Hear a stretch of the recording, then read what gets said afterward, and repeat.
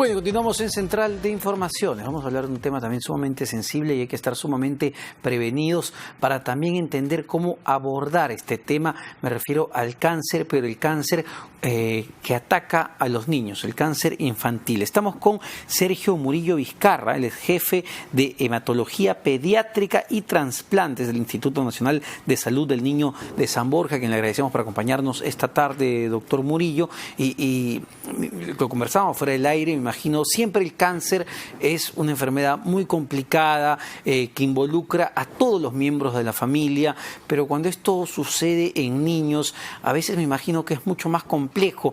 Partamos del lado de cómo detectarlo, cómo saber, por ejemplo, si al nacer mi niño está totalmente sano, en qué momento uno debería hacerse los chequeos, porque es claro, y te dicen, ¿no? Ya cuando llegas a los 40 uno debería estar haciéndose ciertos chequeos en hombres y mujeres, pero en el caso de los niños es más complicado. Bueno, en primer lugar, muchas gracias por la invitación y por el abordar el tema, que es un tema bastante importante y que en los últimos años se le está dando la importancia que verdaderamente amerita tenerlo.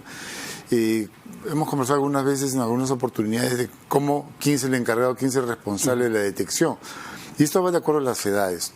Generalmente en el primer año de vida los padres son los que están más vigilantes y están a la expectativa, tanto los padres como los abuelos, el grupo familiar. Cuando el niño ya camina, va al colegio, al nido y empieza a tener una participación, el grupo de maestros que también deben estar atentos, porque como lo ven en actividades diferentes, también deben estar atentos a cómo las van desarrollando y si presentan o no tumores, masitas. Generalmente, y después viene la etapa de escolar, que es donde está ya el grupo de amistades que tiene el colegio, además de los maestros. ¿Cómo podemos detectarlo? Bueno, en niños conversábamos que en menores de 14 años generalmente los tumores más frecuentes, la neoplasia más frecuente es la leucemia y los linfoproliferativos, y de ahí vienen los tumores cerebrales. ¿Qué es la leucemia para que la gente que no La leucemia es lo que nosotros denominamos el cáncer de la sangre. Okay. Generalmente puede afectar a cualquiera de los componentes de la sangre. Puede afectar a los glóbulos blancos, a los glóbulos rojos, a las plaquetas, monocitos, diferentes células que se van produciendo en la médula ósea y que van a ser los componentes que van a integrar la sangre. Cuando uno de estos componentes comienza a reproducirse indiscriminadamente, sin ya cumplir la función que tiene, y es indiscriminada y desordenadamente, decimos desordenadamente entre comillas porque tiene un orden, tiene el orden de la leucemia, no el orden fisiológico para los cuales fueron creados. Se está desarrollando ya una neoplasia. ¿Y esto cómo un padre puede detectar? Es decir, ¿qué síntomas presenta o si no presenta síntomas? Afortunadamente, la médula ósea, que fabrica varias células, principalmente fabrica 3 grupos celulares: los glóbulos blancos, los glóbulos rojos y las plaquetas. Entonces, cuando se desarrolla un proceso dentro de la médula ósea, generalmente lo que va a alterar son estos 3 grupos celulares. Si nos afectan los glóbulos blancos, vamos a tener infecciones a repetición, porque son las células principales para la defensa. Entonces vamos a tener diferentes tipos de infecciones, ya sean respiratorias, gastrointestinales, que nos van a alertar sobre que algo está pasando con el sistema de defensa. Cuando afecta a los glóbulos rojos nos produce una anemia progresiva. Generalmente vamos a ver una palidez, podemos también estar denotando que el chico se cansa, cada vez quiere participar en menos actividades y cuando participa tiene agotamiento tanto mental como también físico. Y del grupo de las plaquetas, cuando las afecta, son células que intervienen en la coagulación. Vamos a notar pequeños puntitos rojos que aparecen en piernas, en brazos, incluso en la cara cuando lloran. Y esto está debido a que se rompen los pequeños vasos sanguíneos y no hay cantidad de plaquetas suficientes para poder parar ese sangrado pequeñito. Pero también vamos a ver moretones grandes con menos golpes, con golpe menor, un gran moretón. Pero estamos, haciendo bien las cosas en los temas de prevención en este tipo de cáncer en específico, porque uno cuando a veces lleva a sus hijos pequeños al doctor a hacerse un chequeo, la enfermera es la que los revisa, los ve y ya es atendido por el pediatra. Deberíamos ser mucho más acuciosos, exigir pruebas adicionales, incluso al nacer se están haciendo las pruebas que se tienen que hacer para identificar posibles problemas. Nosotros, el hecho de llevarlo a que lo vea un especialista, el hecho de llevarlo a que lo vea la enfermera mismo, el médico, ya estás haciendo algo que se debe de hacer, que son los chequeos con cierta frecuencia. generalmente el padre va a transmitir o va a recibir la transmisión del maestro y lo va a transmitir al médico de algún problema que se ha ido presentando con el niño. O sea, por supuesto que de ahí procede, al ver un problema, procede la evaluación por el pediatra, ¿no? La enfermera lo que va a hacer es hacernos cómo está su presión, su temperatura, toda la primera parte, y de ahí el transmitirnos algún problema se enfoca hacia ese tipo de problema. Pero simplemente el hecho de poderlo llevar y que sea atendido por un médico es importante. Ahora, los casos de cáncer infantil en nuestro país han ido en aumento o estamos reduciéndolos. El problema es que no tenemos un claro diagnóstico y muchas veces un 60-70% de los casos se está diagnosticando los tumores tardíamente, o sea, en estadios avanzados. Ya. Es diferente lo que ocurre en las zonas rurales, en regiones rurales, claro, y lo que ocurre en las ciudades, ¿no? En las ciudades prontamente acudimos a veces a un médico, a un pediatra o acudimos a que lo vea alguien en la posta. En las zonas rurales se espera mucho tiempo. A veces se están recibiendo tumores oculares muy avanzados, ¿no? Porque llegan tardíamente a acudir a un médico o a una posta para ser referidos. Ahora, me decían, justo lo que menciona, los tumores oculares, ¿no? ¿Qué está generando, digamos, este tipo de tumores? ¿Tienen algo que ver con los aparatitos que cada vez los chicos están más expuestos al celular, a la tablet, a los juegos?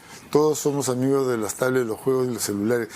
Pero también debemos ser amigos un poco del ejercicio y de plantear. Todavía no hay estudios que nos puedan indicar verdaderamente todo esto a ciencia cierta. Okay. Hay mucha sospecha de que las ondas electromagnéticas indudablemente pueden producir algún tipo de alteración. No hay un estudio que te pueda decir verdaderamente esto está ocurriendo o no ocurriendo. Pero sí lo que está ocurriendo es de que la actividad física está disminuyendo. En mi época a mí tenía que irme a recoger de la calle para que entre y dejar de jugar, ¿no? Actualmente tienes que empujarlos para que se vayan a jugar. O sea, y esto está mal, no, y porque aparte, la actividad física es importante. No sé si esto es una percepción mía, pero me da la impresión de que cada vez más niños están usando lentes de manera más temprana. Lo veo, por ejemplo, en el colegio de mi hijo, y es una cosa como que más de la mitad del salón usa ya lentes. No pasaba en mi época. Bueno, claro, indudablemente todo lo que te produzca un esfuerzo visual va a producir alteración visual. Entonces, también la misma luz solar, o sea, la cantidad de luz ultravioleta que tenemos ahora, hace 20, 30 años era imposible pensar que algo así podía pasar. En mi infancia podía estar horas de horas en el sol y la exposición solar era mínima, ¿no? Actualmente eso no pasa. Indudablemente que las cosas tóxicas que están a nuestro alrededor, de alguna u otra manera, van a ir influenciando cada vez más. Se están diagnosticando lo que tenemos de cáncer verdaderamente infantil, no todavía. Yeah. No, hay más cáncer infantil por diagnosticar y debemos, siendo un poco más acuciosos, empezar a incrementar un poquito más este diagnóstico, ¿no? Sin que esto signifique que está habiendo mucho más. Ahora, ¿cómo se debe sentir un padre? Y me imagino debe ser muy, pero muy difícil que uno lleve y le digan a su hijo tiene cáncer, padece de este tipo de cáncer. Al ser un niño puede enfrentar esta enfermedad con mayor fortaleza que si la padece una persona mucho mayor o no. Indudablemente que para un padre puede enterarse que su hijo padece de algún tipo de neoplasia, es un golpe. Lo importante es que nosotros podamos brindarle una alternativa casi de inmediato. Hacemos diagnóstico y en la mayor parte de los casos, afortunadamente, podemos darle alternativa. En el área que a mí me compete, que es el área hematológica, actualmente nosotros estamos trabajando con procedimientos de última generación y procedimientos de primer mundo. En algunas cosas somos únicos en lo que corresponde al país y lo que corresponde también a Sudamérica, uno de 2 o de 3 grupos. Lo importante en esto es que nosotros progresemos en el sentido de poder manejar y tratarlo, porque es diferente que te exponga yo una enfermedad y que no te dé alternativa, ¿no? Que en algunos casos lamentablemente ocurre, a que te exponga una enfermedad y te diga tenemos estas alternativas. Y vamos a ir poco a poco viendo cuál alternativa es la que más le conviene a usted. Es decir, el médico, el grupo profesional que maneja la parte neoplásica, es un grupo que va a acompañar a la familia no solo al paciente, sino a la familia durante el manejo, todo el manejo que debe ser. Pero en promedio, digamos, ¿en qué etapa en Perú más o menos se está identificando estos males en niños? ¿Ya en una etapa avanzada? Lamentablemente, ya complicado. Sí, en lo que corresponde a tumores sólidos es en etapa avanzada.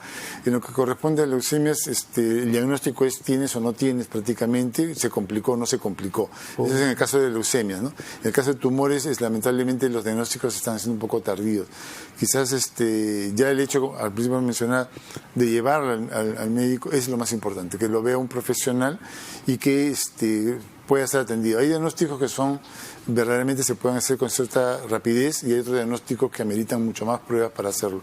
Pero lo importante es que ya esté en manos de un profesional para que pueda tempranamente diagnosticarlo y brindarle un tratamiento. Perfecto, doctor. Doctor Sergio Murillo Vizcarra, jefe de hematología pediátrica y trasplante del Instituto Nacional de Salud del Niño de San Borja, dándonos recomendaciones sobre este tema tan sensible. Muchas gracias, doctor. Muchas gracias. Ya, siendo casi las 3:30 de la tarde, nos despedimos de Central de Informaciones, pero no se vayan porque hoy por la noche conversaremos con el expresidente Ollanta Humala en exclusiva en Quién tiene la razón a las 9 de la noche sobre esta denuncia que ha salido durante el fin de semana de supuestos pagos, supuestos sobornos por obras en el Club de la Construcción. 9 de la noche en Quién tiene la razón por RPP Televisión. No se lo pierdan.